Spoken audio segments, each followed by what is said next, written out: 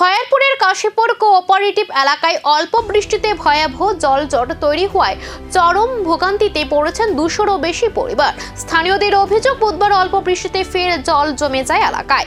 রাস্তা কার্যত ডুবে যায় হাঁটু সমান জলে, যার ফলে স্কুল কলেজের ছাত্রছাত্রী সহ সাধারণ মানুষকে চরম সমস্যার মুখে পড়তে হয়। এরই প্রতিবাদে রাস্তা নেমে আসে ক্ষুব্ধ এলাকাবাসী। তারা বিক্ষোভ প্রদর্শন করে প্রশাসনের বিরুদ্ধে অসন্তোষ প্রকাশ করেন এবং দ্রুত সমস্যার স্থায়ী সমাধানের দাবি জানান। স্থানীয়দের প্রশ্ন, বারবার অভিযোগের পরও কেন কোনো ব্যবস্থা নেওয়া হচ্ছে না? কার গাফিলতিতে এই দুর্ভোগ? কাশীপুর কোঅপারেটিভ 5 নম্বর বিধানসভা কেন্দ্রের অন্তর্গত 9 নম্বর ওয়ার্ড। আমরা আজকে দীর্ঘদিন ধরে আধা ঘন্টা বৃষ্টি হওয়ার ফলে, আধা ঘন্টা বৃষ্টি হইতে পারে না, এই গলিটা ভেতরে প্রায় 200 পরিবারের বসবাস। আমরা বিভিন্ন জায়গাতে গেছি, মাননীয় এমএলএ সাহেবও ফরওয়ার্ডিং করে দিছে, চিফ ইঞ্জিনিয়ার থেকে আরম্ভ করে superintendent engineer, executive engineer, SDO, স্থানীয় কাউন্সিলর, সবার কাছে আমরা গেছি।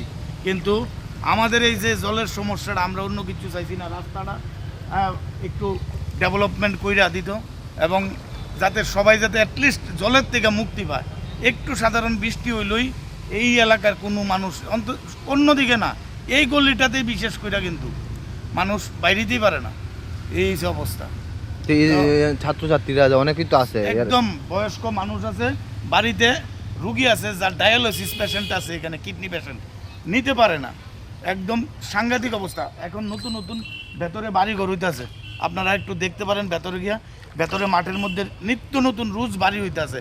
মানুষের দৈনন্দিন কাজ করতে যাইতে পারে না, স্কুলে যেতে পারে না, কলেজে যেতে পারে না, অফিসে বাইরে যেতে পারে না, কোনো দিকে সব দিকে একটা সমস্যা দাঁড়াইছে। তো এই বিষয়টা নিয়ে কি আপনারা এলাকার যে কর্পোরেটর এবং বিধায়ক? হ্যাঁ, উনি অবগত আছেন, ওনার কাছে আমরা অনেকবার গেছি, কিন্তু উনিও কি করব, উপর থেকে মানে কাজ করাইতে পারতেছে না, ফান্ড নাই, বিভিন্ন সময় বিভিন্ন। তাহলে কি এবার প্রশাসন লড়বে নাকি আবারও জল জটের ছবি ফিরবে পরের বৃষ্টিতেই?